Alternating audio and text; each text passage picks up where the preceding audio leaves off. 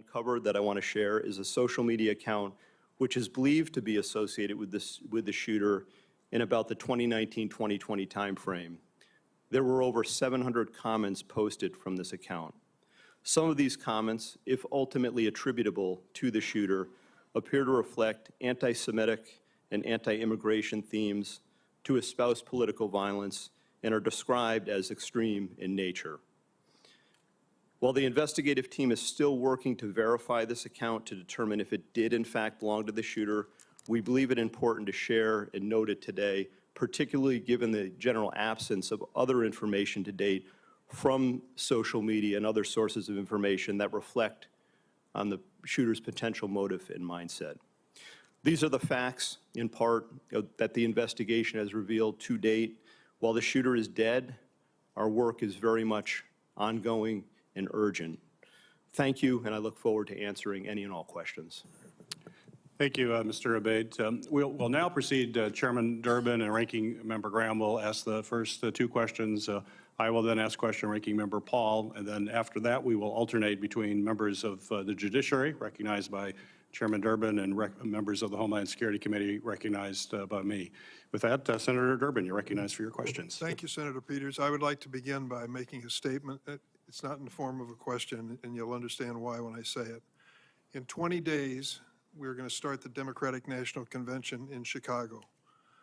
I have been briefed by the law enforcement agencies plans for security for that event. Tens of thousands of people will be there, including some of the highest ranking politicians in the United States. I trust that both of your agencies can answer in the affirmative if I ask you whether you're actively engaged in working with the development of security plan, taking into consideration the lessons of July 13th. Senator, that is 100% yes from the Secret Service. Yes, from the FBI as well, sir. We've been working on this for well over a year in preparation. I'm not going to ask for details for obvious reasons, but I do want to ask a question about the Secret Service staffing. Congress has nearly doubled the budget for the Secret Service over the last 10 years, from $1.8 billion in fiscal year 2014 to $3 billion in fiscal year 2024. Despite this large increase in funding, the number of agents in protective operations has fallen from 4,027 to 3,671 during that same time period, an approximate 9% reduction. Acting Director Rowe, what accounts for protective operations losing 356 agents over the past 10 years? So, Senator, with respect to where we are today on staffing, and then I'll address the 10-year where we were. In this year alone, we are going to end the year on the positive of 200 plus agents. That's the first time in a number of years that we've been able to do that. Part of that was gaining some efficiencies in our hiring process. But what I want to re-emphasize is that we have not dropped standards. Only 2% of every applicant actually makes it through the hiring process. We are filling our classes at the Federal Law Enforcement Training Center, and we are doing this ramp up as part of what lies ahead of us with the LA Olympics in 2028. With respect to what has happened in years prior, this is a difficult and challenging job, being a Secret Service agent. Living your life by somebody else's schedule, constantly away from your family, constantly having to meet increased operational and investigative demands, which we gladly do. But it's not for everyone. And I think there are times where people have to make tough choices and they decide to leave the agency. But that doesn't mean that they were any less of an agent or that they weren't committed to the mission, because we are all committed to being patriots and serving our country and protecting our nation's highest leaders. I think there was a variety of factors. Some of it was the pandemic. Some of it was, the economy or other opportunities. We have people that are very skilled in cyber that often leave the job. Some of the protective skills that they acquire are also in demand in the private sector. But some of the mechanisms that we've put in place just in the last year is also retaining our workforce. And that's what we are focused on right now. The Government Accountability Office has determined that restaffing from these losses have been slowed due to a number of factors, including the years-long background checks for prospective agents, and the assignments agents must work through before being assigned to protection. Given these constraints, what steps have you taken to improve recruitment? So we're actually putting out targeted recruitment opportunities. So we've just recently put it out for within our uniform division for our counter sniper unit, our hazardous agent medical emergency response unit, our counter assault team on the special agent side. So we're actually trying to gather the best and the brightest. And I will tell you that we are having great success with a lot of these vacancies. But what I want to reiterate is that, for example, on the counter assault vacancy, we had 700 applicants that applied for this. Really, what we will glean after they make it through the process, and they have to be able to hold a top secret SCI clearance. Will be, if we realize 15 out of that tranche, that's a 2% pass rate. So it is very competitive, and we are trying to make sure that we are getting the best and the brightest without dropping standards. One last question for either one of you. What is the purpose of a rangefinder? And once this assassin was identified as using a rangefinder, wasn't that proof positive that he was a dangerous individual? So I'll say, Senator, that obviously somebody is trying to determine where they are in proximity to a location, a fixed location. I'll defer to my colleague here, but I believe it was a recreation or sports related. I thought I had read that it was a golf range finder. Nonetheless, it still would have provided him the ability to provide the distance that he was away from his intended target. Wasn't that enough? As far as raising suspicion, Yes, I think he was identified as being suspicious by local law enforcement. and nothing happened. Well, I know that local law enforcement was attempting to locate him. Thank you, Mr. Chairman. Ranking Member Graham. Thank you. Let's go back to the resources. Do you need more money? Senator, listen, there isn't a single branch, or a single agency in the executive branch that that needs more money. Everyone would take more resources. We've had a great relationship with the Department of Homeland Security, the Office of Management and Budget. Do you feel constrained to ask for more resources by anybody? No, sir, we don't. And actually, we have a great relationship with our appropriators and obviously the authorizing committees, and they have always looked out for the Secret Service. So I would encourage you to think big when it comes to resourcing the department in light of what happened here.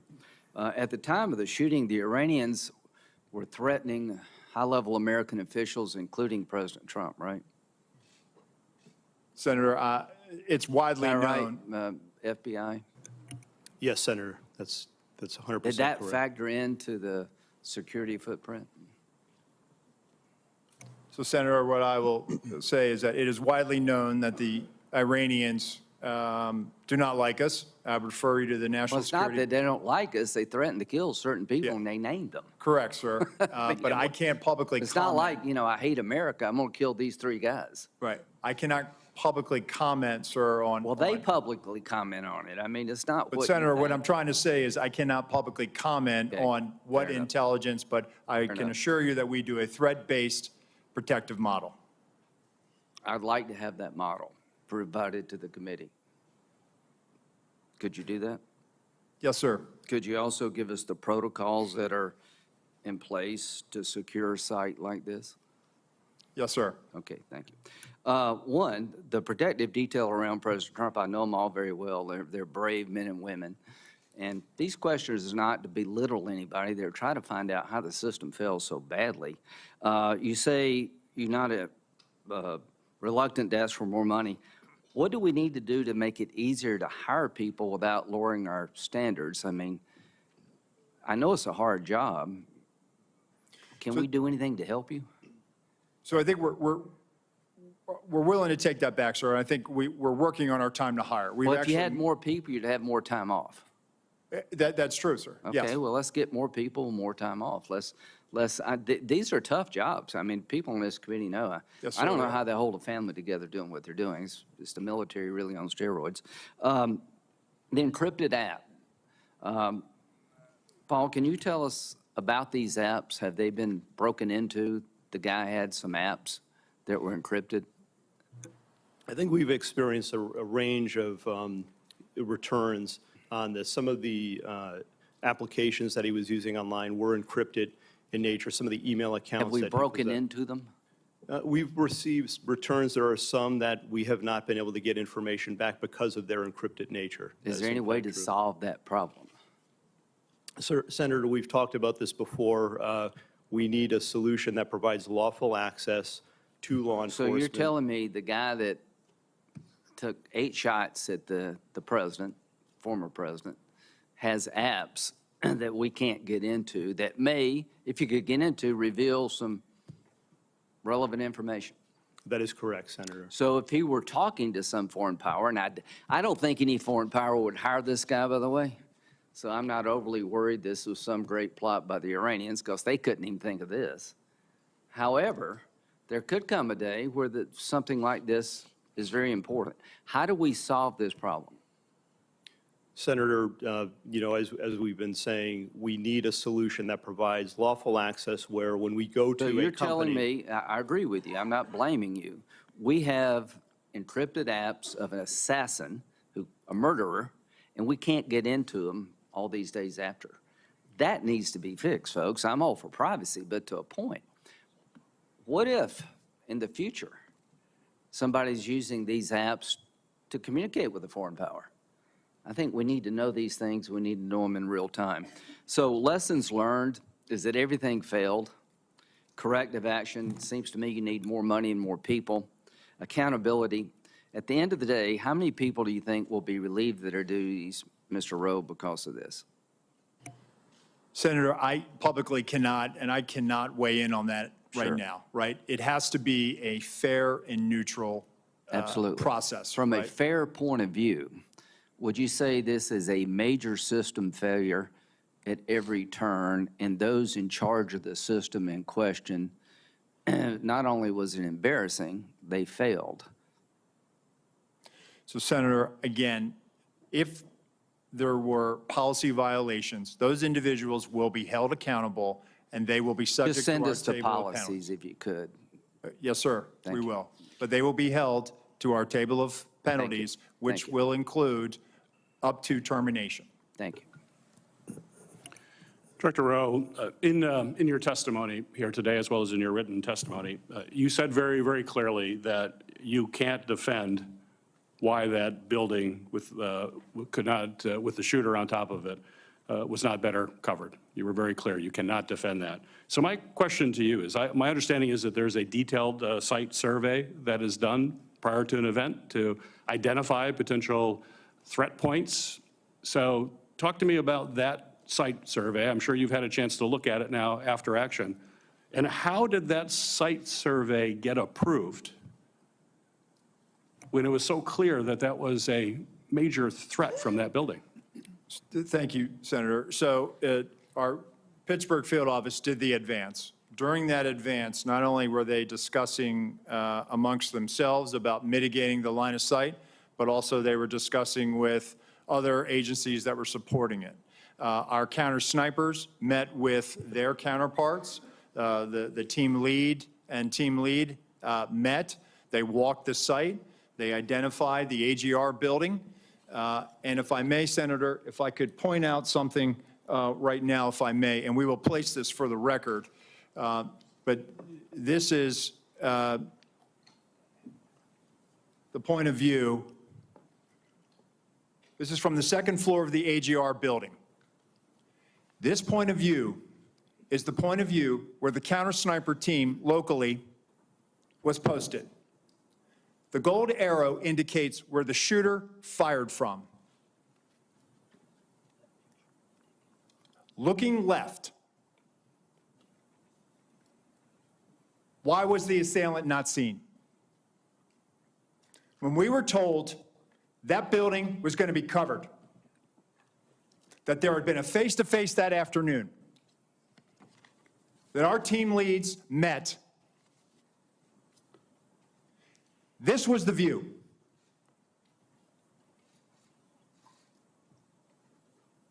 Let me show you another view, Senator. B.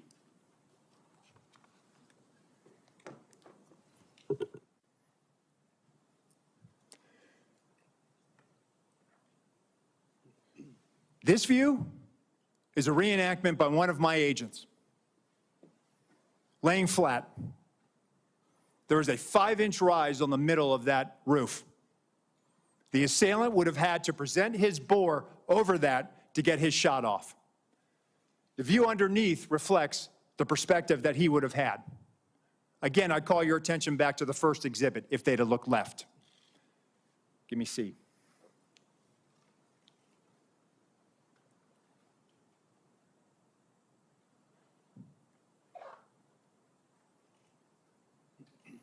This is what our counter-sniper team saw.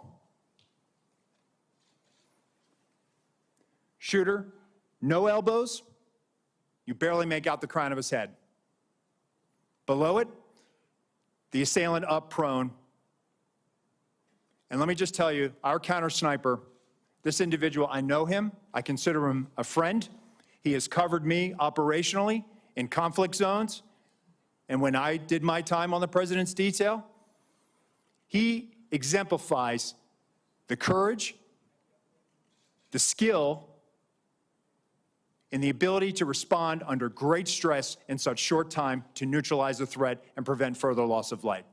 Getting back to your question, Senator, these were discussions that were had between the Pittsburgh field office, the local counterparts, and everyone supporting that visit that day.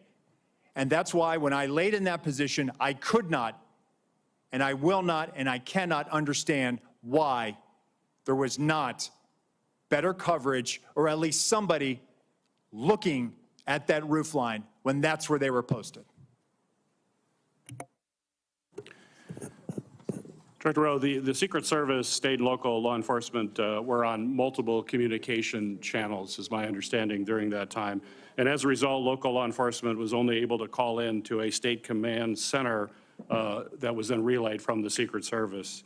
There seemed to be a recurring issue in emergency situations that we're finding with the federal government, that there's not a seamless way to communicate, particularly if you're relying on local law enforcement to deal with what was clearly a major vulnerability. Local law enforcement in Butler told my staff that they had no way of communicating directly with the Secret Service. And if I listen to Mr. Abbate saying there was about 30 seconds between when the local law enforcement reported that there was a man on the roof with a gun, 30 seconds, if it's communicated directly to a counter sniper team, would that be enough time to react prior to the firing of those shots? Senator, if we'd had that information, they would have been able to address it more quickly. It appears that that information was stuck or siloed in that state and local channel. I will tell you, though, that there were our tactical elements did have, not only did they have embeds from Butler County ESU with them, but they also had radios on the tactical net. It is troubling to me that we did not get that information as quickly as we should have. We didn't know that there was this incident going on, and the only thing we had was that locals were working an issue at the 3 o'clock, which would have been the former president's right-hand side, which is where the shot came. Nothing about man on the roof, nothing about man with a gun. None of that information ever made it over our net. So that will change? Yes, sir. We are working right now to figure out the interoperability and also make sure that we do have access to those channels, whether through the counterpart system or some other means. Very good. Ranking Member Paul, you're recognized for your questions. Director Rowe, I'm encouraged by your attitude and what you brought here today, what you've talked about as far as immediate changes that you've made, and I hope you'll follow through with that. I'm encouraged by the fact that you acknowledge that it's indefensible that the roof was unattended. Would you say the roof being unattended breaches standard protocol for setting up a security perimeter? What I would say, Senator, is that that roof should have had better coverage, and we will get to the bottom of if there were any policy violations. I would think indefensible would go along with breaching protocol, and I can't imagine how indefensible would not be breaching protocol. What I would caution, though, is that I sense, and you're the Secret Service, and these people are your friends, and they are heroic people who do good things, that we can't let our friendships blind us from responsibility. So someone's in charge of the security at the zone. Would the Secret Service be in charge of the entire operation, and they work with law enforcement, but they're in charge? The person in charge of the entire operation is the Secret Service, not the local police. You're correct, sir. This is a failure of the Secret Service. So that's what I mean. And look, I don't wish anybody harm. I appreciate the bravery of the Capitol Hill Police. I was at the shooting at the ball field. I've heard 100 shots coming my way. Fortunately, none came to me. But I appreciate the bravery of all the people who protect us. But there's also the idea that there are certain mistakes that don't make you a bad person, but they're just inexcusable, that if you made that mistake. So for example, let's say you determine, well, local police should have been on there and they told us, and local police says, no, they didn't tell us to do it, and it's a he said, she said. Still, ultimately, the agent in charge should be walking the grounds and say, there's a roof 100 yards away from the stadium with a clear sight. Someone's got to be on the roof. Local police, I told you to get on the roof. Get on the roof. Or you put the Secret Service. So ultimately, the buck doesn't pass along to somebody. Whoever's in charge is in charge. But really, I think it would be helpful to all of us. I know the process has to be meted out, but there needs to also be a process for protecting the next Trump rally. The fact that whoever was in charge in Butler next week is not in charge of a rally in Las Vegas.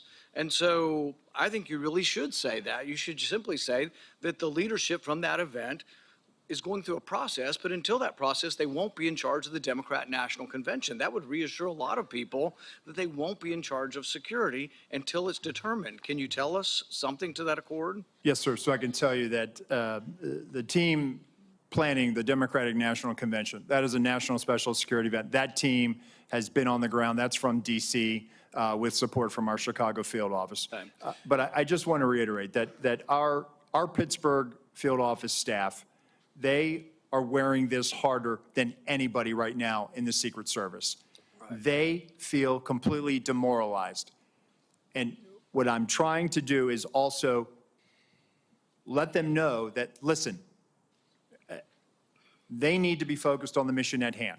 I also have to walk a tightrope here and make that I am not tainting any future, discipline action. I understand, and I have great respect for all the officers, but ultimately someone had to be in charge and someone made a terrible error, and it's an error of judgment. The big error is the roof. But another big error is we have 90 minutes of a suspicious person. Now, Senator Durbin mentioned the rangefinder.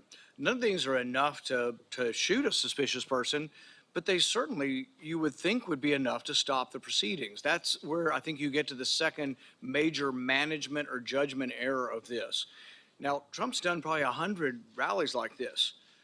How often at one of his rallies are there 90 minutes of looking at one person and at least a half a dozen pictures of that person?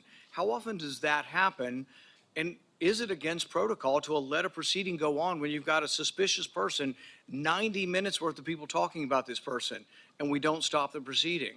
Does that defy protocol?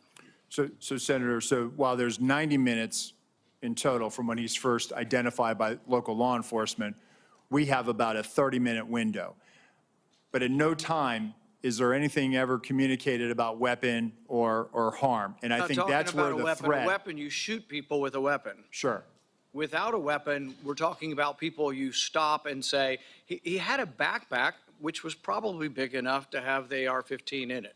In all likelihood, the backpack has the weapon in it. So a guy with a big backpack would never get through the perimeter. So once again, a big mistake was not having the perimeter wide enough to prevent people from shooting outside the perimeter. But the thing is, he would have never gotten through the perimeter, right? His backpack would have been checked. But people with big backpacks are very suspicious. And I would think he's been seen 6 times. But you got 20 or 30 minutes of knowing about it. But the thing is, there's all kinds of chatter going on about this. And you would think the chatter going on with the local police is on a police radio, and a policeman with that radio is standing in the control tent, so you get that communication. So there's a huge and massive breakdown. But really my question is, how often has this happened at other rallies where there's a half a dozen pictures and 90 minutes of people talking about a suspicious person. I just can't imagine that it's real common. So, Senator, at rallies, there are people that come to the attention of law enforcement for a variety of reasons. You know, if they come to our attention for some other activity that might, you know, put it a little bit, hey, we probably need to go check that individual out. This happens, and that's why we attempt to locate them. That's why it's important for us to try to find them. And it's important to have the information. And so local law enforcement did their very level best to try to locate him. They did provide us the photos 30 minutes prior. It just, he evaded any detection by law enforcement. But once again, it's the overall person in charge. It's a terrible breakdown. It's a terrible management decision not to have stopped it. There was a chance to stop the proceeding. And the question is not whether there's enough information to take down an individual. It's a much lower standard to say, hey, we're going to wait until we get this individual.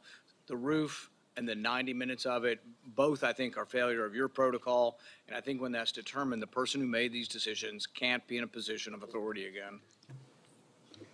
Senator Klobuchar. Thank you very much. Thank you to all of you for holding this hearing. I appreciated Director Rowe when we had the classified briefing and also today, taking responsibility for the agency and your own personal emotion and reaction to your visit and what had gone wrong. For the people in my state that keep asking me, I just don't get how he got on the roof. I know we've gone through great details and a lot of examination. Could you just give a minute on what went wrong and how you think it can be fixed? Because I think it's just going to help to dispel the conspiracy theories. There are some people that think it didn't really happen, which of course is completely ridiculous. It did. There are some people that think all kinds of conspiracies went on within the government, which is also false. But could you just tell them what went wrong so they understand? Yes. No, thank you, Senator. I thought long and hard about this. I think this was a failure of imagination, a failure to imagine that we actually do live in a very dangerous world where people do actually want to do harm to our protectees. I think it was a failure to challenge our own assumptions, the assumptions that we know our partners are going to do everything they can, and they do this every day. But we didn't challenge our own assumptions of, we assume that someone's going to cover that. We assume that there's going to be uniformed presence. We didn't challenge that internally during that advance. So moving forward, I've directed that when we're talking to people and we're making requests, we are very specific about what we want. We are providing explicit instructions on exactly what our expectation is and what we need them to do and what we want them to do. That's the only way that we're going to be able to move forward beyond this. And let me just tell you that our state and local law enforcement partners are the best. So this belief that somehow they are less than federal law enforcement or they're less than the Secret Service, they're out there patrolling communities every day.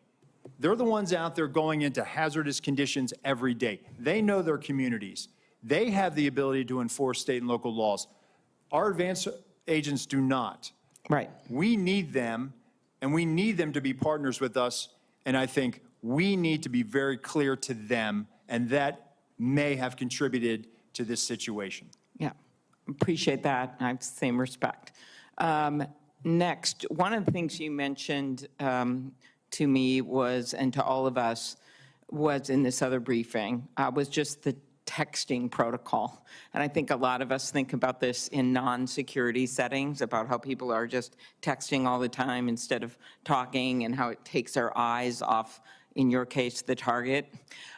Could you talk about what might have gone wrong there and how you think things could change when there's the hope is that their eyes are constantly on the scene and on the potential targets and risks? Yes, thank you, Senator. So, again, we need people focused on the problem or on their area of responsibility. It was great that there was a text chain, but that communication needs to go over the net. It needs to go over a radio channel so that everyone has situational awareness of it.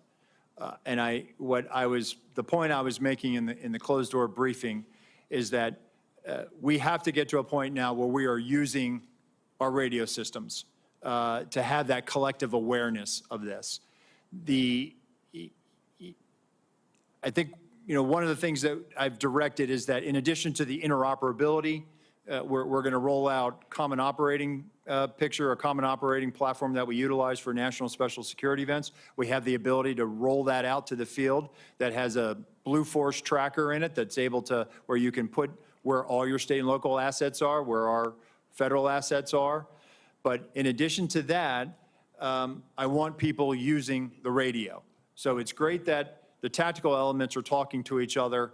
It's great that the shift is talking to each other, but we have to be able to make sure that whenever we come across a situation, that everyone has situational awareness of this. And I will take this, in my time when I was operational in the President's detail,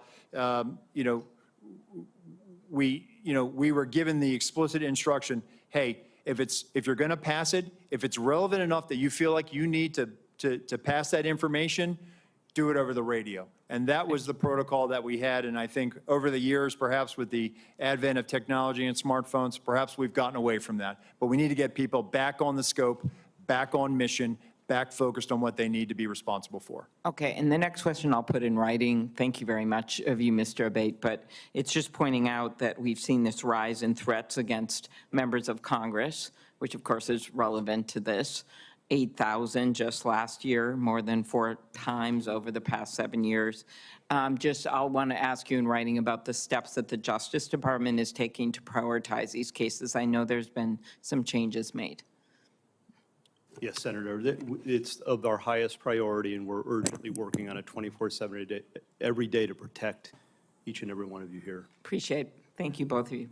Senator Carper, recognized for your question. Thanks very much.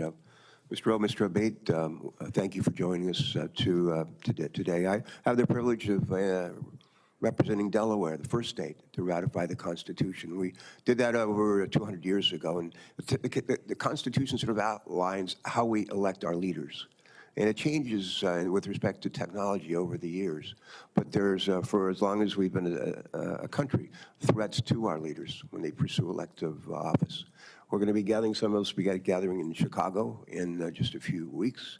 Others will be gathering in other parts of the country to help make sure that what was adopted in that original Constitution is actually carried out faithfully. And it's just incredibly important that those who aspire to elective office and those who take on those challenges are protected, and their families are protected, as well as those who surround them. I share with my colleagues my prayers for those who have been killed or injured on July 13th. We're grateful that one of our presidential candidates is okay. But I have a question about what I can't get over how a 20-year-old loner could somehow outsmart two of the smartest federal agencies and state agencies and law enforcement with an odds of like 1,000 to 1, and be able to almost pull this off. It just blows my mind. Hopefully we'll get to the truth and all of that. I'm a Navy guy. I spent many years of my life in the Navy. I learned as a midshipman that when the ship runs aground at sea, the commanding officer is held responsible. Whether the commanding officer is awake, asleep, at the helm, but the commanding officer is held responsible. And I think we have to make, at the end of the day, I'm not interested in a blame game, but I'm sure interested in finding out who was responsible and making sure that they account for their responsibility. My question is, what policies are currently in place to facilitate real-time information sharing between the Secret Service and local law enforcement during an event? And what changes to information sharing practices will the Secret Service make in light of the apparent breakdown in communications on July 13th? Thank you for that question, Senator. So we're looking at our procedures. We rely on a counterpart system. And the radio interoperability it's a complex challenge. It's not just about being able to find whatever frequency our local counterparts are on and then just piping it in. There's some technical challenges that have to be there. So to alleviate that, we've always relied on a security room where where we have representatives from the local agencies.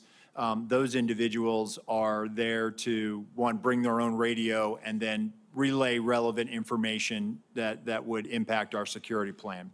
I think what I'm looking at, and again, what I'm in looking at this situation is there was a unified command post, and we had our security room, and we had communications that day at the Butler Farm site were challenging. Not just challenging for the Secret Service, but for challenging for locals. There were some cellular issues.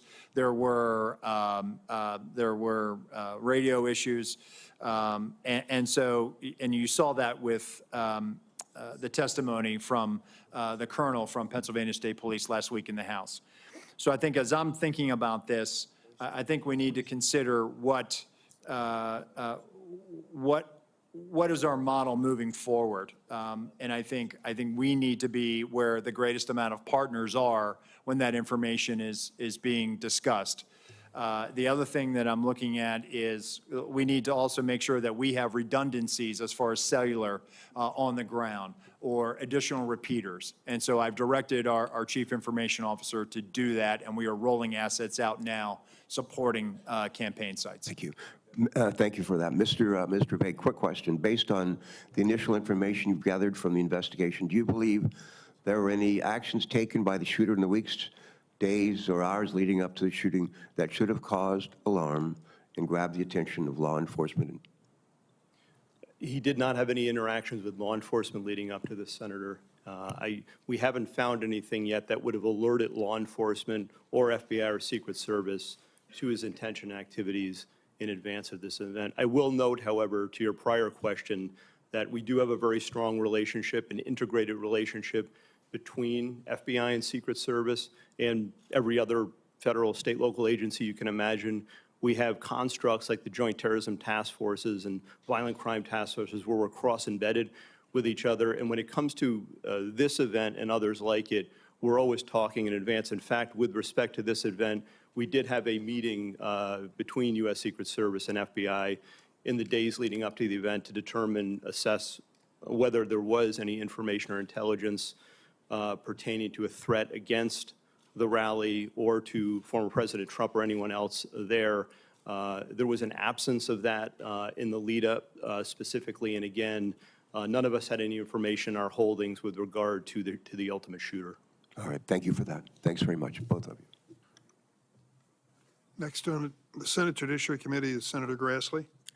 Mr. Chairman, I'd like to introduce my oversight letters and investigative documents into the record. This is information I've already made public.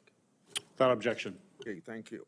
I'd also like to call my colleagues' attention to a legislation that Senator Cortez Matos and I've introduced would require Senate confirmation of the Director of the Secret Service. I think this is very important because no other agency has a no-fail mission. Mr. Rohr, in your written testimony, you stated that that to prevent similar lapses like the one on July 13th from happening again, you'll ensure every event site security plan is thoroughly vetted by multiple experienced supervisors before it's implemented. Based on your testimony, the security plan for the Butler event deviated from the Social Security standards. How would vetting by multiple experienced supervisors fix that? So, Senator, I think having many eyes on a particular problem set helps. That way you don't have tunnel vision. You just focus in on one thing. And so that's why I think it's important, not only at the field office level, but also at the detail level. And part of what we had started doing with the former president's detail is having them send out site agents, having them send out supervisors. And I think having that collaboration and having additional eyes to examine the problem will make sure that we're not missing anything. And I think I want that surety for myself.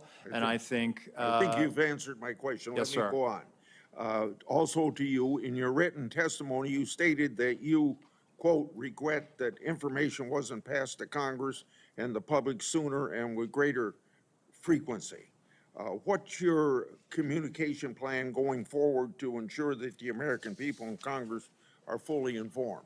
So, Senator, we just started a rolling production that is bicameral. So we made our first rolling production last week. We made one yesterday. We will continue to do that.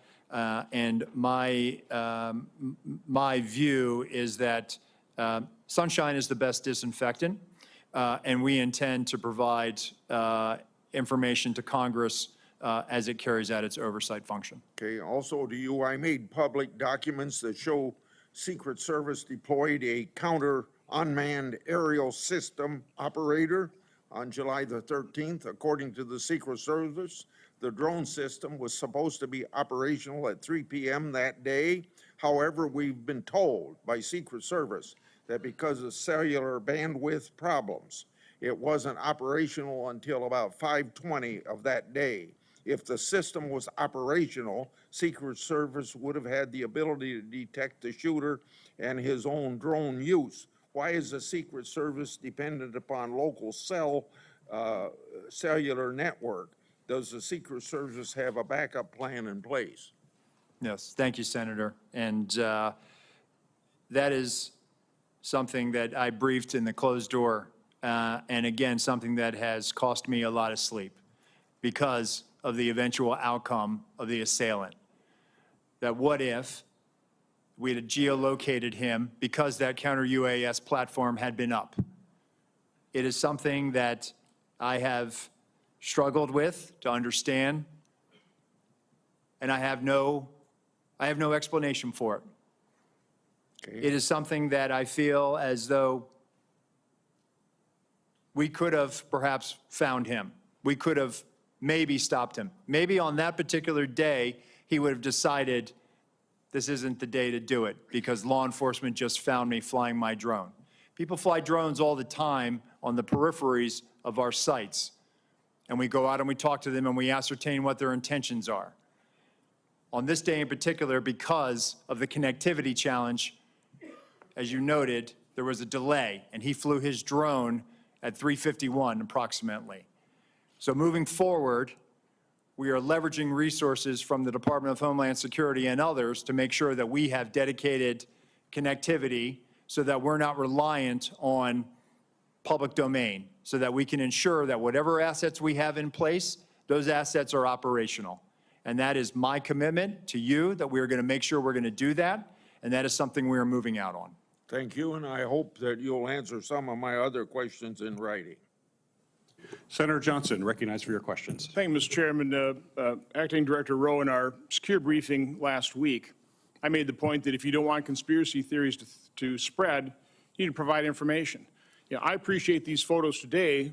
These things could have been released literally within days, and a whole lot more information as well. So Congress needs to provide oversight. We don't have certain investigatory tools like you have, but what we can do is do interviews.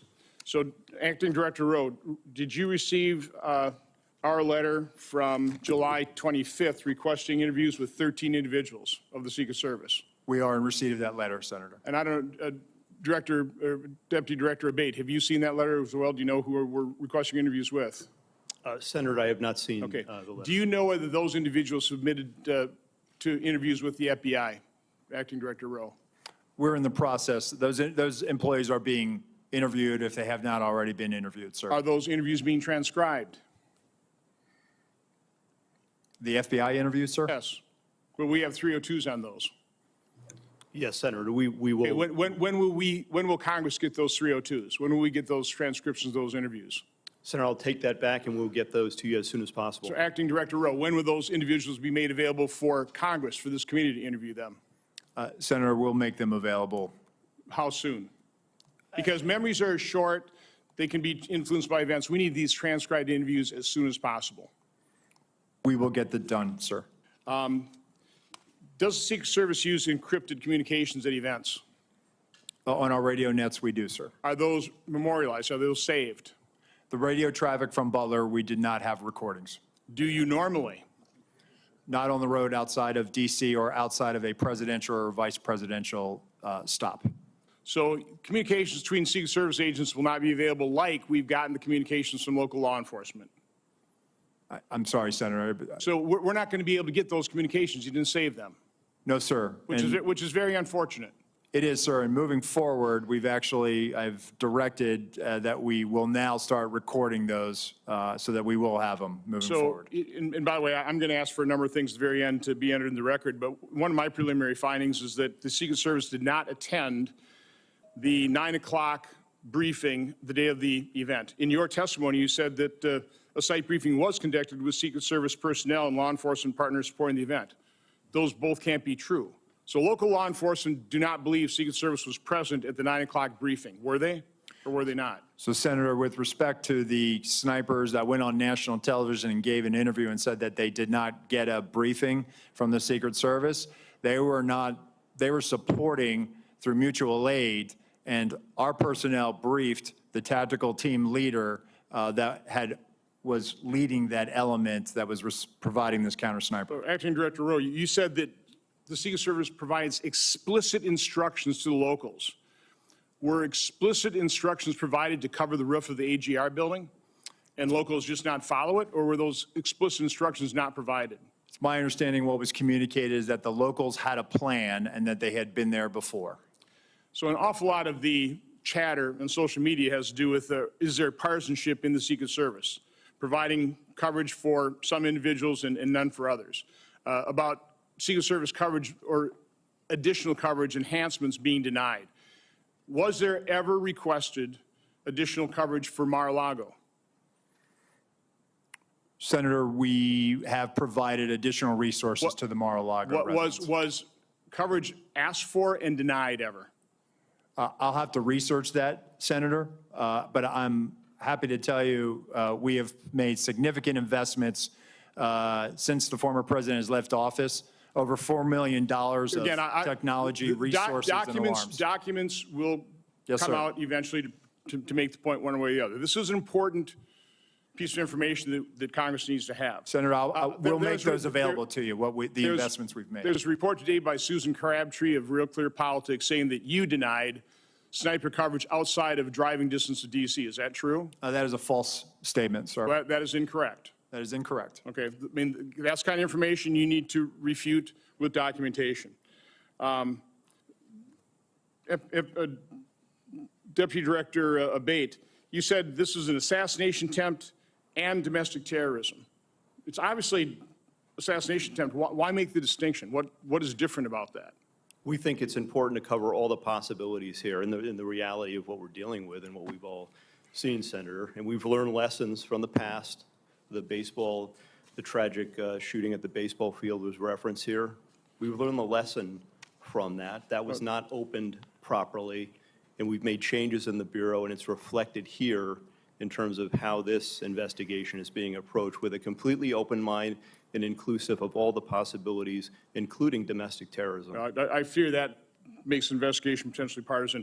Mr. Chairman, I would like to request that my July 14th letter to Attorney General Garland, Mayorkas, and Ray be entered in the record. It asks for all kinds of information, documentation, asks a lot of questions. My preliminary findings of July 21st and July 23rd, including timelines, a bunch of questions as well, be entered in the record. And then our updated timeline dated today. This goes not only by minute, by second, and we will continue to update this timeline as more information becomes public. This is the way you do investigation. We need to find out literally second by second what happens. So the American public understands the truth. Without objection, so ordered. Senator Butler?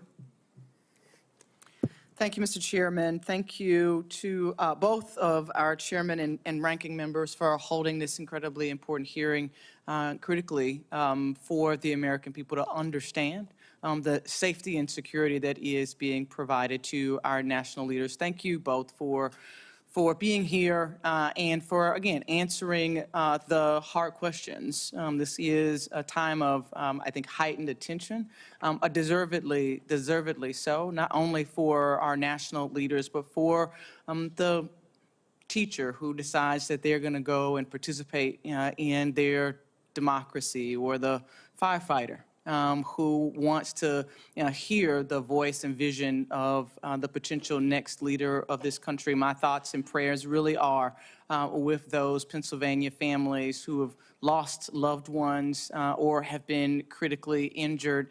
As I offer my questions today, it would be in service to those, to preventing future incidents. But in the one question of looking backward to the event on the 13th, Director Abbate, can you just talk a little bit about how did Mr. Crooks, how was he able to get an AR-15 onto the roof of that building? Does your investigation illuminate anything that we have learned to help to make that point more clear? We don't have definitive evidence yet as to how he got the rifle up there. Based on everything that's been collected thus far, photos, video, eyewitness accounts, we do believe he likely had it in the backpack. Broken down in the backpack? We're still assessing that. Our laboratory has looked at the rifle itself and measured that against the backpack itself. And if placed in this backpack, it would extend outside. It would have been visible. We don't have anyone who observed him with the backpack with a rifle, a barrel, or other part of it sticking out of the backpack. But the rifle would not have fit fully into this backpack to be concealed and whole. We have video that was recently found of the shooter walking in a distance from his car just before 6 p.m., about 5:56, I believe. And based on everything we have, we assess that he returned to his vehicle at that time, got the backpack, and then proceeded back to the area and to the AGR building. And then he's observed, of course, on the roof, just minutes later, holding the backpack in front of him. In fact, there's dash cam footage from a police vehicle that shows him briefly traversing the roof with the backpack in front of him. And then it's just minutes after that he's actually seen by the officer who I described with the rifle on the roof. It's possible that he broke the rifle down, though we don't have conclusive evidence of that, and took it out of the bag on the roof in those moments before and reassembled it there. That's one of the theories we're looking at and working on right now. Thank you for that. You take me right, Acting Director Rowe. Thank you for your years of dedicated service and jumping in a hot time. But you take me right to this point of communication. There's been a lot of conversation about and even in your written and verbal testimony, you have talked a lot about the communication and the disparate nature in which it's happening across the different channels. One sort of foundational question that I have is, are all elements of an event communicated on the same channel? If I lost my kid and I'm at a big rally, are local law enforcement talking on the same channel about me losing my kid that they're talking about a suspicious individual? So when it comes to the locals, they likely have some type of common channel that they work off of in a county or an adjoining municipality. When it comes to the Secret Service, we do have various channels for various agents and our uniformed division officers working specific aspects of that advance. So it's not possible that the delay in communication or the losing of the thread of tracking this individual was sort of lost in the commotion of all of the other communications that could have been, or maybe was sort of separate from the communications channels that were happening.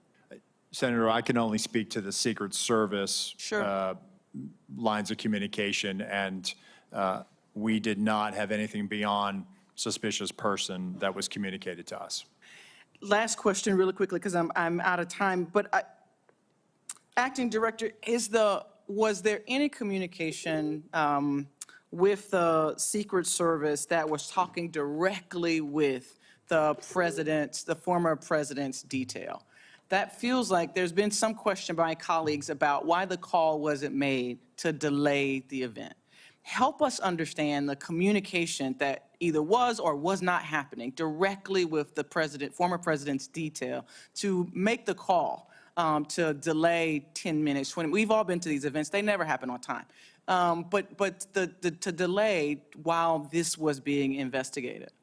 So the detail, they were operating on their net, which our security room was monitoring.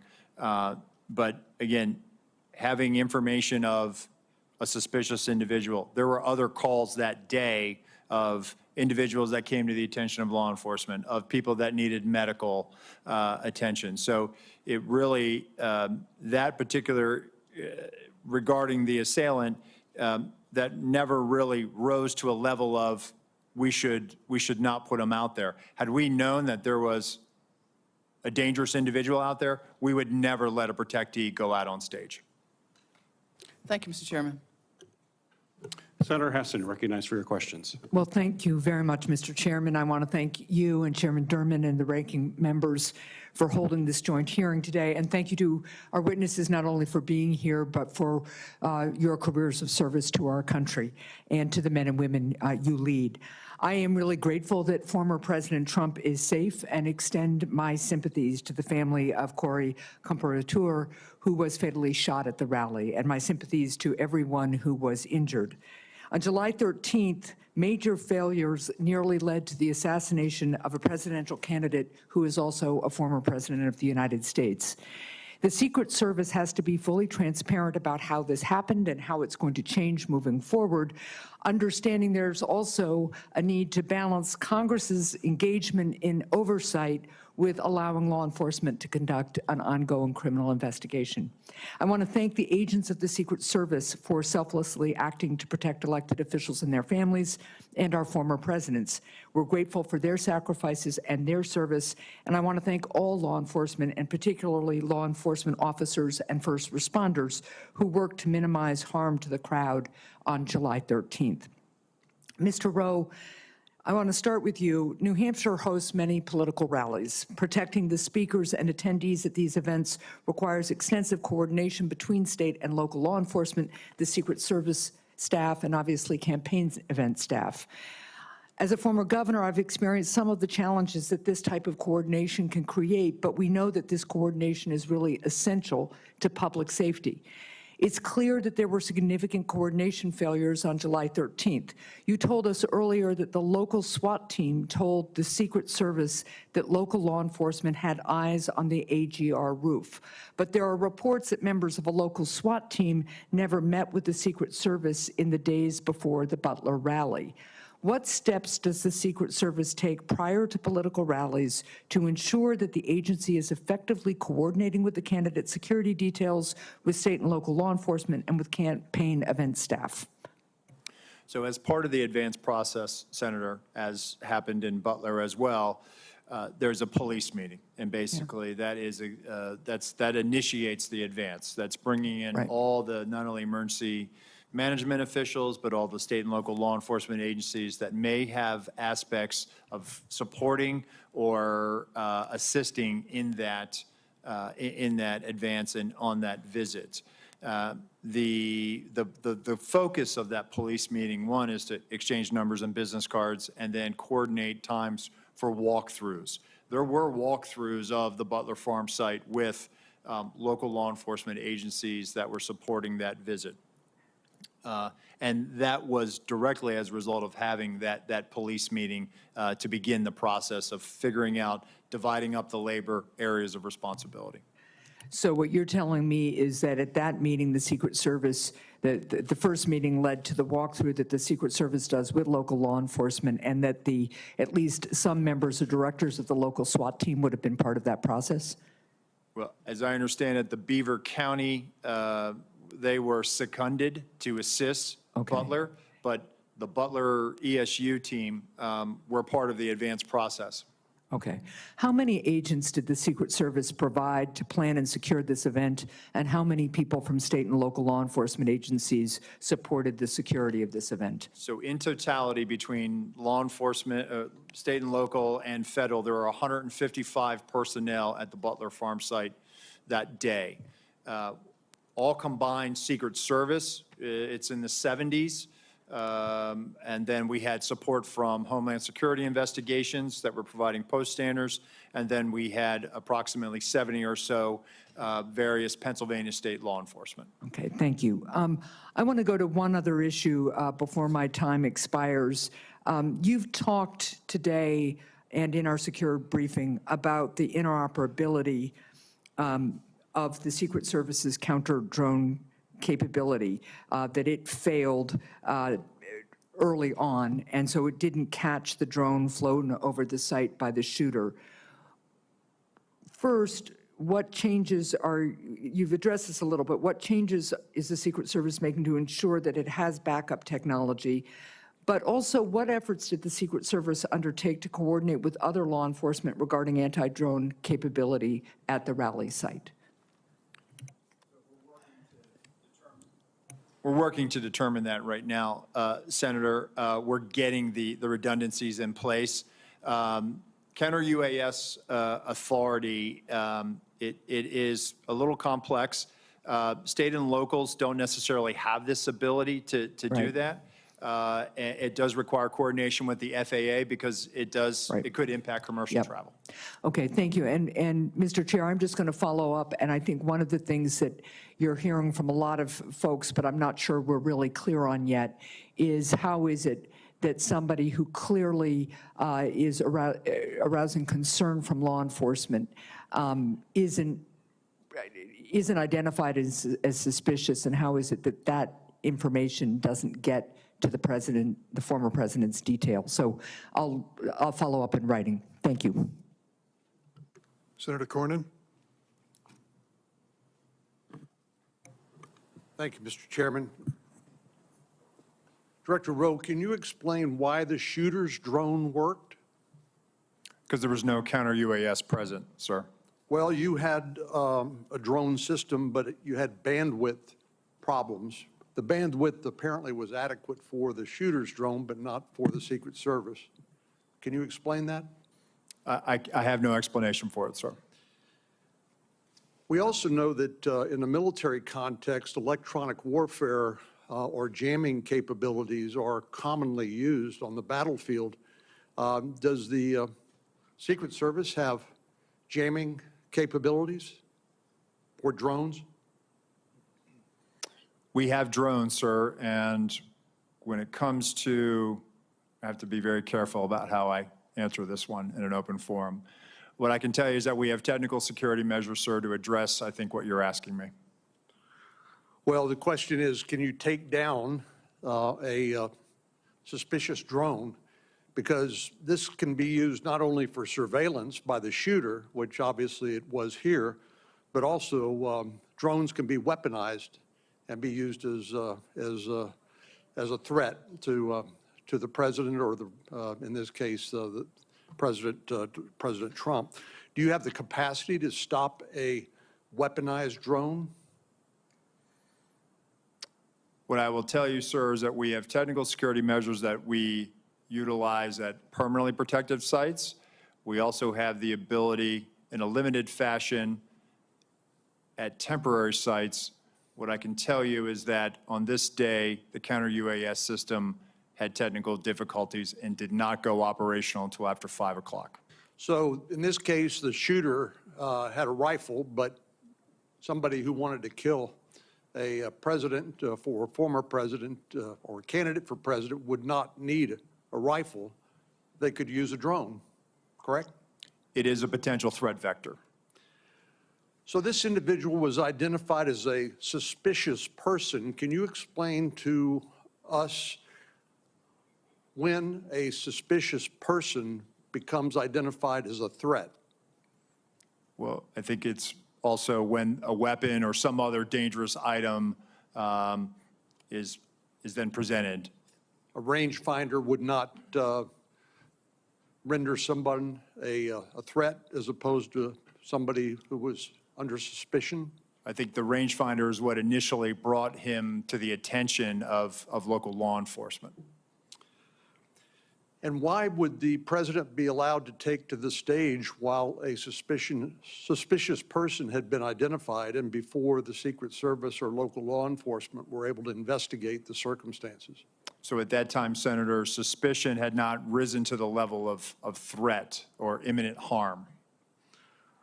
Well, you didn't, ultimately, that suspicious person did become a threat. Do you think if the president had been asked not to take the stage and during the time it took to investigate, to eliminate that suspicion, wouldn't that have been the appropriate way to deal with it? Senator, it certainly is one way to do it. This is a challenge for law enforcement in general, is that being able to, you identify somebody that comes to your attention, and you're trying to determine what are their intentions. This is a challenge for law enforcement. The individual came to the attention for suspicion. He's on the outer perimeter adjacent to the secured site. Law enforcement is circulating for him. But again, without additional information, at that point, we're not rising to the level yet where perhaps we should pull him off or delay him. And I'm just suggesting that maybe, just maybe, President Trump's appearance should have been delayed while that suspicion could be adequately investigated. But I've always thought of the Secret Service as the best of the best when it comes to their willingness to put themselves in harm's way to protect the life of their person they are detailed to. And I think you described the very rigorous process by which people are screened. And I think you mentioned the 2% standard. People who are interested in serving, only a very small fraction of those individuals are actually accepted in the Secret Service because of the high standards that your agency has. But explain to me why the Secret Service, being an elite law enforcement agency, would delegate to local law enforcement or others who did not meet that same 2% standard. In other words, isn't that something that Secret Service should have covered as opposed to delegating it to local law enforcement? So, Senator, again, this is where I went back to earlier when I said it was a failure to challenge our assumptions. We assumed that the state and locals had it. By no means do I want to diminish the commitment, and I'm sure you agree. State and local law enforcement do their jobs every day and protect the communities that you represent. No doubt about it.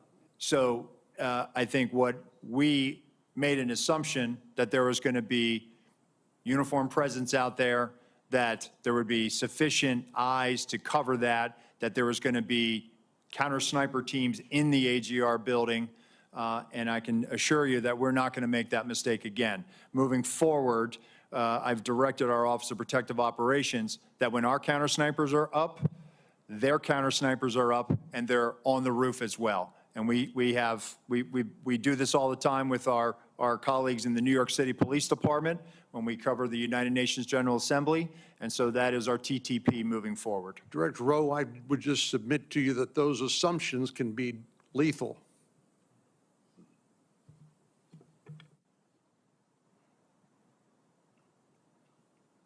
Senator Scott, you're recognized for your questions. Thank you, Chairman.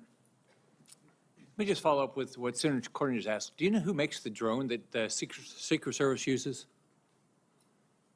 That Secret Service uses? Yeah, the one that that didn't work. Who's the manufacturer? Is it an American-made manufacturer? I believe it is, Senator. I'll get you the. We'll provide that to you in a queue first, sir. So we talked about this the other day. There's not in our very few times in history do our presidents get shot at.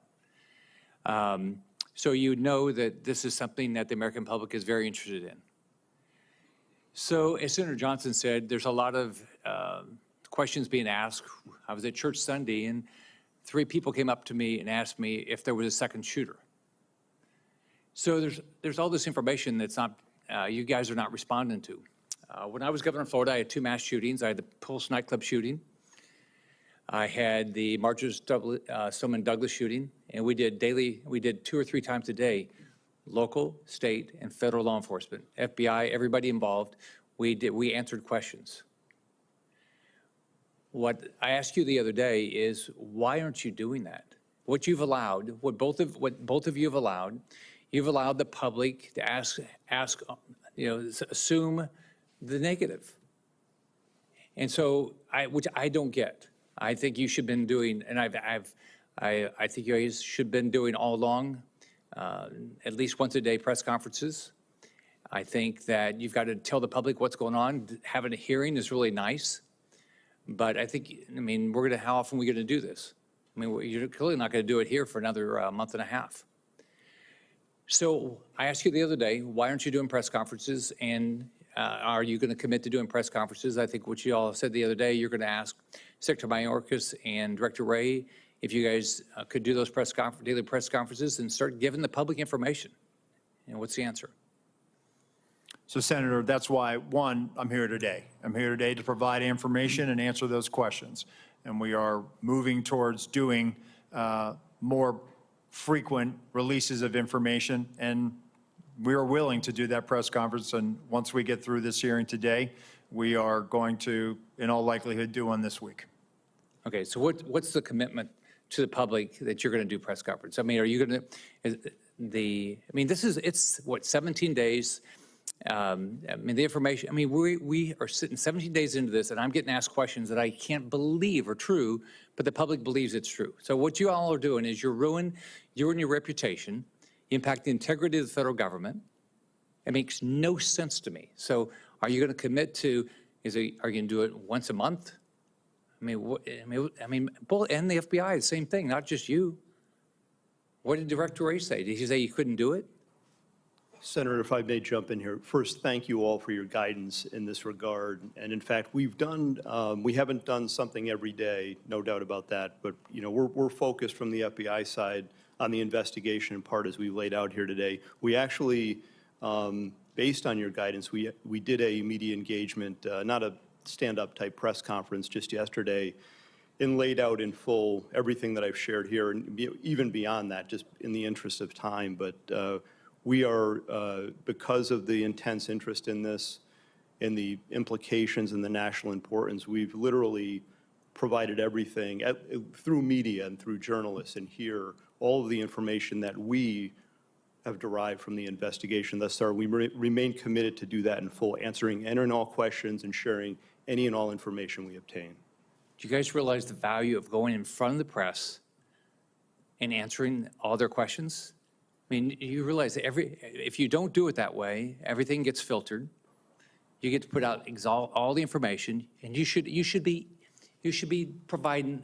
You should be every day say, this is what we know now. This is like Senator Johnson put together a timeline. You should have put together a timeline. You should immediately put out, this is what we know right now, and this is what we don't know. Like you've said, you don't know how the gun got up there, right? You've said it, but why have? That should have been out all along. Say, we're looking at it, it doesn't make any sense, we've done this, we've done this, we've done this. If you do, I just don't get it, why what you're doing. You're ruining, I've said this about the FBI. The people that work at the FBI, people who work at Secret Service, they're great people. You're a black hole. You lose the support of the American public because people don't believe you're being direct with them. So I completely disagree with your approach. I just want to finish. I've got like everybody else. I said I did a letter July 18th. I haven't gotten any answers yet. I want to put it into the record, and I'd love to get the answers to this because this is what the public is asking for. They want more information. They want to know what happened, who's going to be held accountable, and how we're going to make sure this never happens again. Thank you. Without objection, it'll be entered in the record.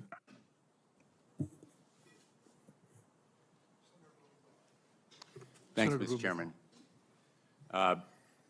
Thank you for being here to both of you, and more important, thank you for your professional dedication, your personal bravery, and your devotion to the ideals of law enforcement. I know for both of you this moment is a painful one, and Acting Director Rowe, I've heard you speak in a private setting very emotionally and passionately about the need to take responsibility and take action that will assure accountability. And I know that you share a commitment, along with Director Abbate, to full public disclosure to the maximum extent possible. We can make speeches at you, and I've made one myself in that private setting about the need for broader, fuller disclosure to the public, not just in press conferences, but in the course of your investigation about what you know and feel you can disclose without compromising your investigation. Let me ask you, last week, Senator Peters and Paul, along with Senator Johnson and myself, sent requests to both of your agencies to produce documents. We've only received a handful so far. Can you commit to when we can expect those documents? We will get them to you as quickly as we can, Senator. And Well, can we expect them this week? we will work to meet that deadline, sir. And when can we expect all the communications, the text messages that agents have sent to each other? Eventually, all of it is going to come out, as you know. When can we expect all of those documents? We will gather them up and get them to you, Senator. You, I think, took the position as to the local law enforcement responsible for the shooter on the roof, the snipers that were in place, that it was their job to take him out. But ultimately, doesn't the buck stop with the Secret Service? It stops with us, sir, but let me just clarify. The perspective that they had on that roof, when I show you the perspective from what our sniper saw, he's on the downside of that ridged roof. Their perspective from the AGR building, looking out, their area of responsibility, looking left, they should have been able to see. You can see in that photo in Exhibit A, which we will make part of the record and turn over to the committee. He's already crossed over that bridge or the walkway and stepped up onto that roof. I'm not saying that they should have neutralized him, but if they'd have just held their post and looked left, maybe, and there's a lot of maybes there, Senator. A lot of maybe he would have been maybes, detected. but somebody needs to be held accountable. And I think Senator Graham hit the nail on the head. We need to know who specifically was responsible for doing what. Who was responsible for saying to former President Trump, sir, it's not safe to go out there yet? Who was responsible for making sure that those local law enforcement were doing their job? Who was responsible for tracking down that suspicious person who fit the profile? 10 to 25 years old, young male. The FBI has warned us about it year after year after year. Director Wray has come before us and said, the threat is from domestic extremism. The lone gunman, we're all aware of it in law enforcement. So I think we need individual accountability here, and people need to be held responsible, in fact, lose their jobs, if necessary, to send a message that this massive intelligence and surveillance failure, as well as the enforcement failure, cries out for accountability. Let me just ask, in the short time I have left, what is the nature of the Iran threat?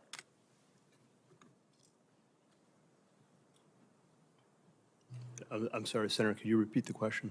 What is the nature of the Iran threat, the threat to former President Trump that has been mentioned? Well, we know that, let me be clear here, the terrorist regime of Iran have been targeting people, our country, for many, many years now. We've talked about that here before. I want to be clear about that. From the FBI standpoint, we know publicly they've targeted former President Trump. They've called for his assassination, along with other current and Was former there government a officials. That's specific- public information. It's Was well there known to everyone. a specific or imminent threat on July 13th? We have no information that there are any co-conspirators or that foreign or domestic, including Iran, related to this. But we're not, I want to be clear, we have no evidence of that. We're not ruling anything out. We're looking into all possibilities and leaving our minds open to that. Was that on the minds of the Secret Service on July 13th, that there might be some threat from Iran?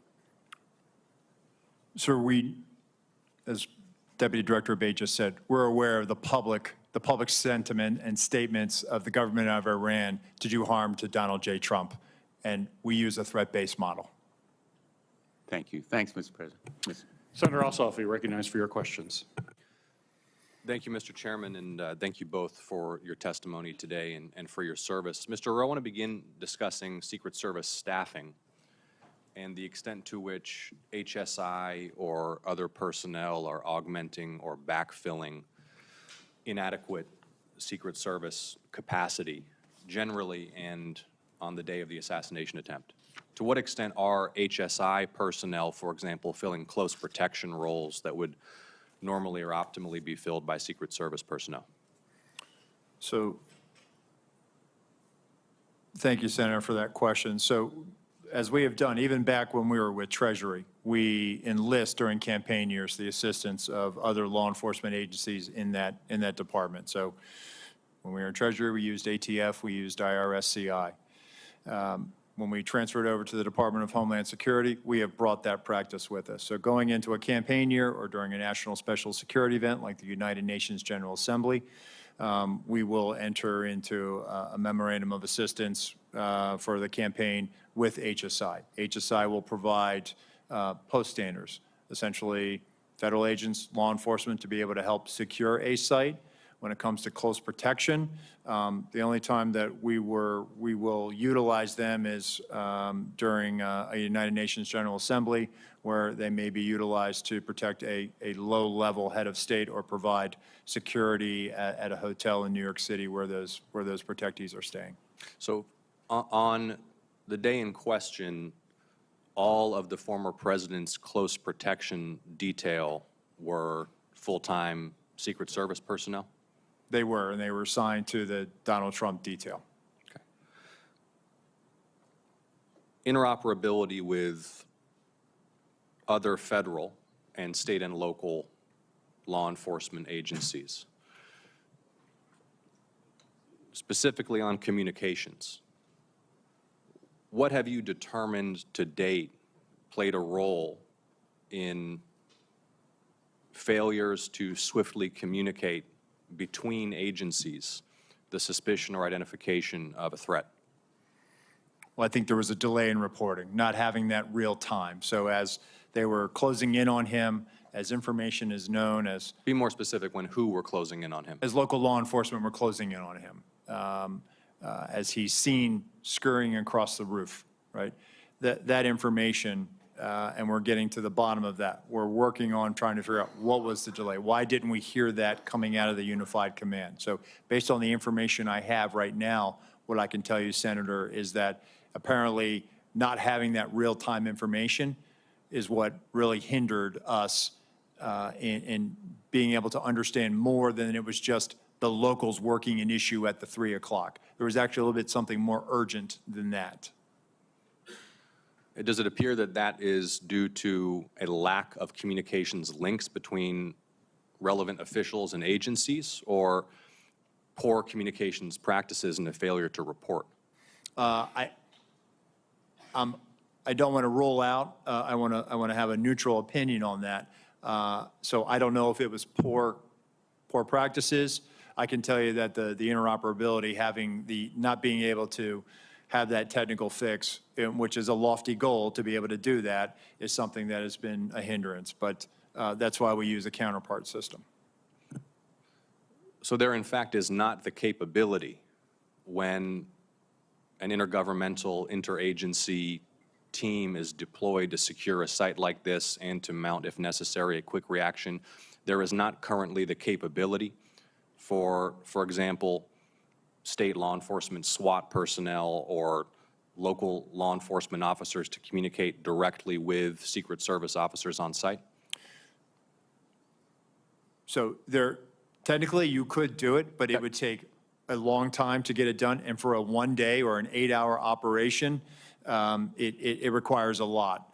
And it would be months of planning, of knowing that we are going to go to this particular jurisdiction and that we're going to need your frequencies, the keys, and we're going to need to load you into our radios, and you're going to be needed to load it into ours, and vice versa. Right, well, this presents potentially, I think, an opportunity for the Homeland Security Committee. I mean, not just in an executive protection context, but any complex incident response, any counterterrorism, any natural disaster context, the inability swiftly to link personnel from disparate jurisdictions at the local, state, and federal level is a vulnerability for the nation, is it not?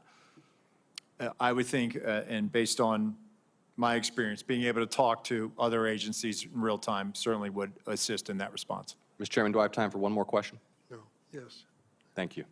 I know others have touched on this.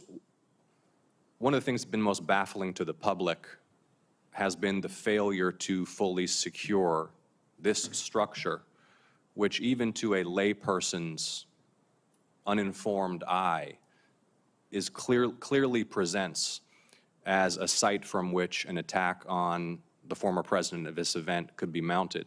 And it had particular characteristics that made it even more of potential value to an attacker. Just walk us through one more time. Is there not an established doctrine or practice or checklist by which such sites are assessed for threat and determine whether or not to be within or without of the security perimeter? So, Senator, controlling high ground is something that is a must for us whenever we go into a location. Yeah. Well, I know we're all eager for more information on why that task was not completed in this case. Thank you for your testimony. Thank you, Senator Ossoff. Senator Lee? Why was President Trump allowed to take the stage at 6:02 p.m., exactly 17 minutes after multiple suspicious person reports were provided, complete with photos and information suggesting that the assailant had a rangefinder, something that ordinary people don't use in this kind of circumstance? Senator, again, it was suspicion, not weapon, or there was never communication of that there was an individual with a gun or threat or other bad intentions. How many suspicious person reports did you receive that day? I'll get back to you on the exact number, but there were other individuals that came to the attention of law enforcement that day. Would President Biden ever be allowed on stage under similar circumstances with an unresolved set of multiple suspicious person reports provided, including indicating that there was a rangefinder involved? Senator, I can tell you that a suspicious person on the outer perimeter with local law enforcement attempting to locate would happen, but I would need more information as far as whether or not we would allow the president to go on or off. Again, for us, it comes down to weapon, a potential threat. Is the individual carrying an IED? Is there a weapon? Is there some other factor that now ramps up our attention to let's hold off on this? If there were 8 shell casings found next to the assailant's body, but he was neutralized after the first shot, where did those other shots come from? Where did the other shots go? As far as the assailant's shooting? Yes. So did the assailant get out 8 shots, or were those shell casings left from the day before? Where did they come from? The shooter, Senator, we believe fired 8 rounds. We had the shooting reconstruction team go out there for a period of days and collect all that. So we have bullet holes, bullet fragmentation, all taken back, and we're still putting together the trajectory and ballistic analysis, although we do have fragments of the bullets, and bullets have been collected in the distance from the shooter's weapon. Gotcha. It's my understanding that there was a sniper team assigned to a window with complete overlook, complete view of the roof, the same rooftop, the sloped rooftop where the shots were fired. It's also my understanding, according to some whistleblower accounts, that post was abandoned. What can you tell me about that? Why was it abandoned? So I saw that from the colonel's testimony, sir, and it's something that I've asked, and our mission assurance is getting to the bottom of. And there were two-man counter-sniper teams from the locals that were in that AGR building. And so at some point they just left? That I can't, I don't have an answer for you on that, Senator, but it seems to me that if even one of them left, there should have been remaining some additional eyes left in that building. Yep. That seems like something that maybe should be one of the very first questions you address. I'm actually surprised that you don't know that already, and I'd ask that you submit to us in writing what you learn as soon as you learn it. Will you commit to that? Yes, sir. What can you tell me about, well, let me just state this way. Multiple requests were made by Trump's protective detail and by Trump's campaign team to the Secret Service for additional resources. I'm told that those were denied. And as I recall, the Secret Service spokesperson initially denied that such requests were made and denied. Why not tell the truth from the outset? What were they trying to do there? So, Senator, I don't think there was any intention to mislead. Seems like a pretty material fact, doesn't it? I saw that report. Go ahead, Senator. Will you commit to me that you will submit to us in writing what requests were made, by whom, and to whom, and when they were denied? I will, sir. Okay. Look, at the end of the day, we're looking at a situation in which, at a minimum, people knew that this guy had a gun at least 2 minutes before the shooting happened. I want to know what you can tell me about what happened during that final 2-minute period, where a whole bunch of people in the crowd saw and were shouting, "He's got a gun." During that 2-minute period, perhaps at the beginning of it, the local police started to climb the rooftop, and there was at least 30 seconds after which local police were able to personally observe the shooter with a gun, had the gun pointed at him. What happened during that time period, and why on earth was President Trump not removed from the stage at that moment?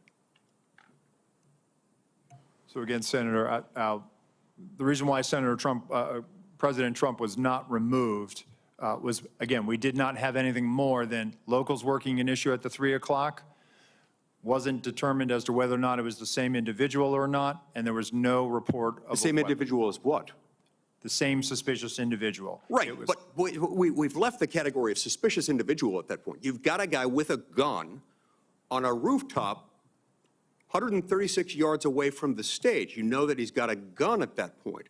What happened during that time period that did not result in President Trump, his protective detail, being notified of that and him immediately being removed from the situation? Senator, what I will say, and then I'll turn it over to Deputy Director Abbate. No information regarding a weapon on the roof was ever passed to our personnel. How is that even possible? Do you want to comment to that? Senator, again, I believe that information, and this is probably something my colleague can expound on, information that was in law enforcement, local law enforcement channels, but did not cross over and make it to Secret Service awareness.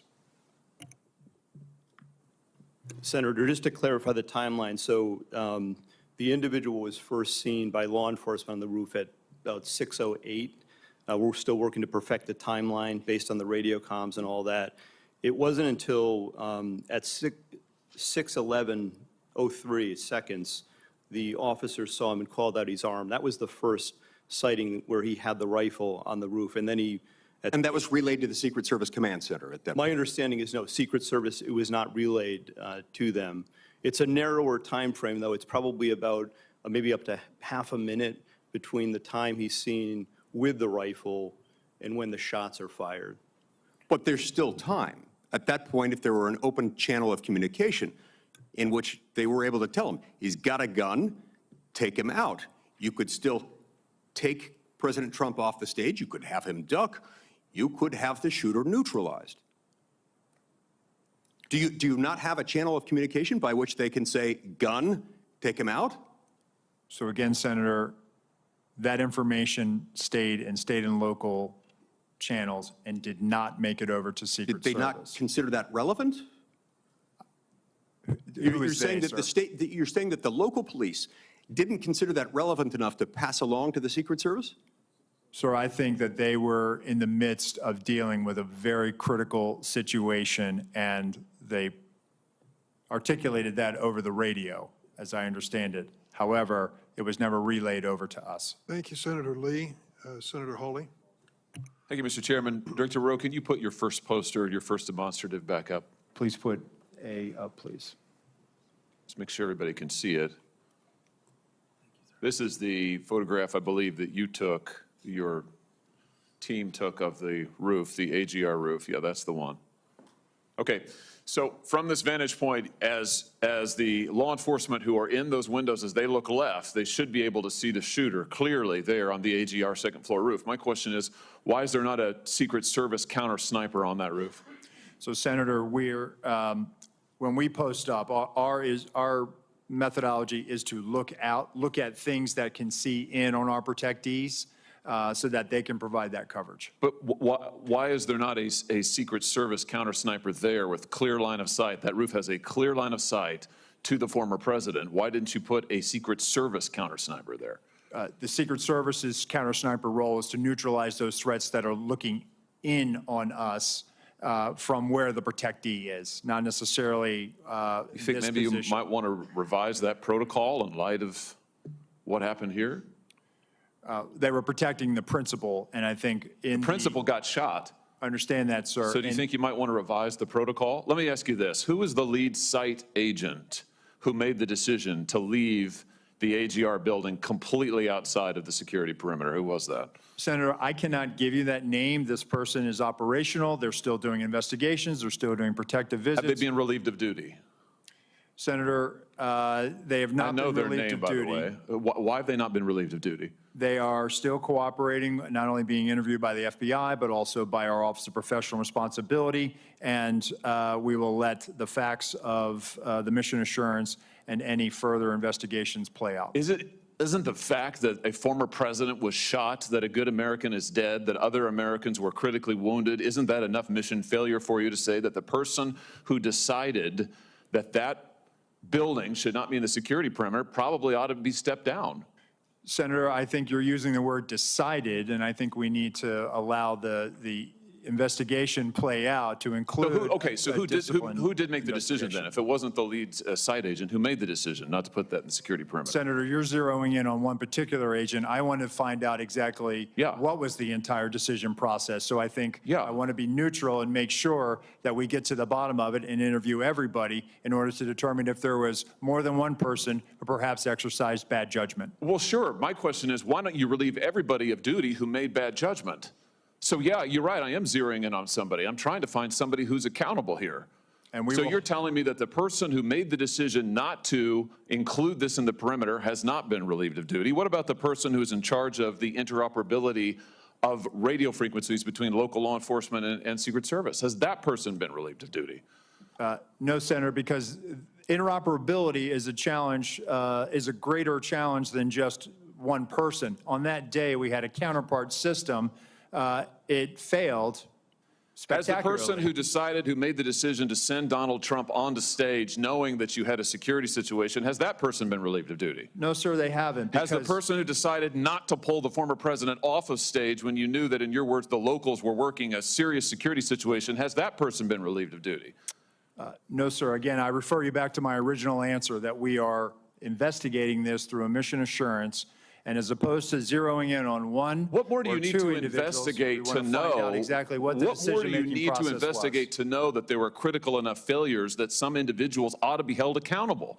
I mean, what more do you need to know? What I need to know is exactly what happened, and I need my investigators to do their job. And I cannot. A lot of people didn't do their jobs. I cannot put my thumb on the scale. Otherwise, what do you mean put your thumb on the scale?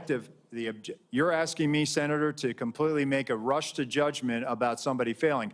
I acknowledge this was a failure of the Secret Service. Is it not prima facie that somebody has failed? A former president was shot. Sir, this could have been our Texas school book depository. I have lost sleep over that for the last 17 days, just like you have. Somebody to hold them accountable. I will tell you, Senator, that I will not rush to judgment, that people will be held accountable, and I will do so with integrity. and not rush to judgment and put I people can't believe unfairly that you are persecuted. unfairly persecuted. Unfairly, We've got people sir. who are We dead. have to be able to have a proper investigation into this, Senator. You said earlier that you've got to make sure that your protocols are followed, and unless there's a protocol violation, people wouldn't be disciplined. I would just say to you, I don't really care that much about your protocols. I think if your protocols don't provide for the fact that when a former president is shot, when an American is killed, when other rally-goers, innocent people who just showed up on the day, when they are shot at and critically wounded, if that isn't a protocol violation prima facie, you should revise your protocols. Senator, I think this is where you and I agree. This was a failure, and we will get to the bottom of it. Well, I hope you're going to do something about it. Let me ask you something else. The Real Clear Politics reports this morning that you were directly involved in denying additional security resources and personnel, including counter snipers, not just to this event, but over the last 2 years, that President Trump's team repeatedly asked for these additional resources, and you personally were involved in denying them. Is that true? Senator, as I stated earlier, that is not true. So you never denied any resources to former President Trump's team? No, not me. No, sir. And Not you personally. weren't involved in any of that? You No, were never sir, I involved was in the not. decision-making? No, sir, I was not. Let me ask you just one or two other things here quickly. Well, whistleblowers tell me that, in fact, law enforcement were stationed to be on that roof, and that law enforcement abandoned their post because it was too hot. Is that accurate? Senator, I have heard that as well. Again, they posted up inside.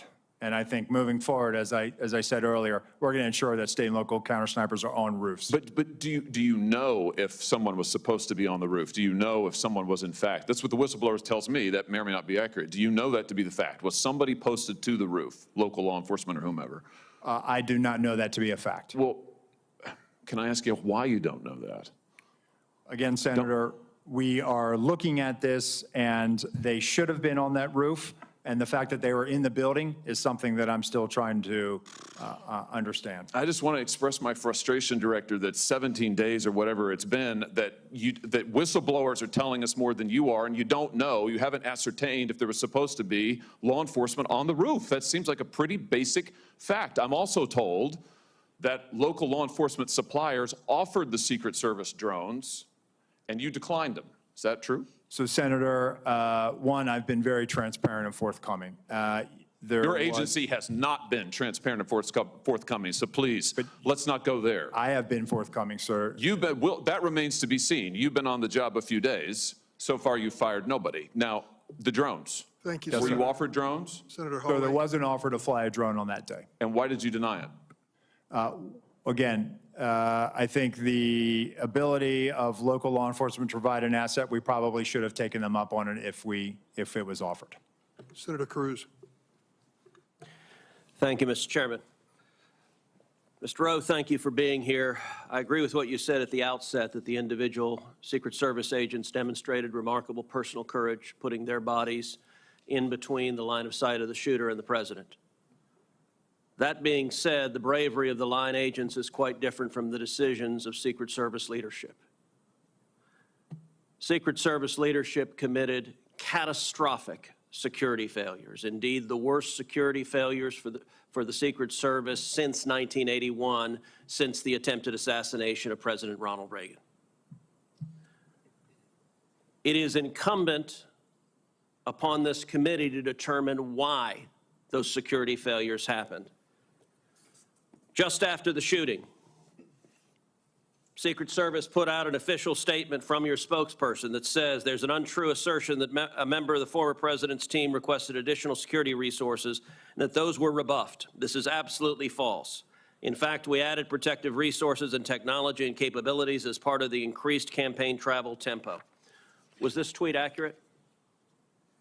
With respect to Butler, Pennsylvania, it is accurate, sir. It is accurate that the Trump team had not asked for additional security and had not been rebuffed. If you're talking about Butler, Pennsylvania, all assets requested were approved. If you're talking about the media reporting of assets requested, there were times when assets were unavailable and not able to be filled, and those gaps were staffed with state and local law enforcement tactical assets. So I'm reading from the Washington Post, July 20th, 2024. Secret Service said to have denied requests for more security at Trump events. The opening paragraph, top officials of the U.S. Secret Service repeatedly denied requests for additional resources and personnel sought by Donald Trump's security detail in the 2 years leading up to his attempted assassination, according to 4 people familiar with the requests. Is that right, that repeatedly the Trump detail asked for more resources and repeatedly Secret Service leadership turned that down? That is not accurate, Senator. Assets are requested. There's a process that is made. And how many requests did the Trump team or the Trump detail ask for? I can get you that number in a queue. You don't know now. So I can speak to the ones that were reported in the Washington Post, and we can go through them if you like. But you don't know how many requests there were. In general, how many requests since 2021 that the former Trump detail has made a request for assets? You've had 2 weeks. You had a spokesperson put something out that is false on its face. By the way, did you approve this statement when it went out? I don't know if I did or didn't, Senator. Has this spokesperson, is he still employed? Does he still have a job? He is still employed, Senator. So he lied on behalf of the Secret Service. He still has a job. Did your predecessor, the former director, does she approve this statement? Senator, our comms team, they send out statements. They do deconflict them and they put them out. Did she approve this statement? I don't know if she did or did not, Senator. And you don't know if you did either? I don't recall approving it, Senator. Will you commit to provide this committee in writing every written request for additional resources from the Trump campaign or the Trump detail and every response from Secret Service? Senator, I will commit to providing responses and getting you the information that you are seeking. Let me ask you something. And who makes the decision to deny those requests? Did you make that decision? Which requests? Are you talking about the ones that were in the Washington Post? Yes. So the process, sir, is that a detail will make a request for either staffing, technical assets, that is handled between the field office and the detail. It goes up to a logistics office between our Okay, so there's a bureaucracy. Is there a decision maker? It's not a bureaucracy, Senator. Give me the it's a person that's the decision maker. Is there one?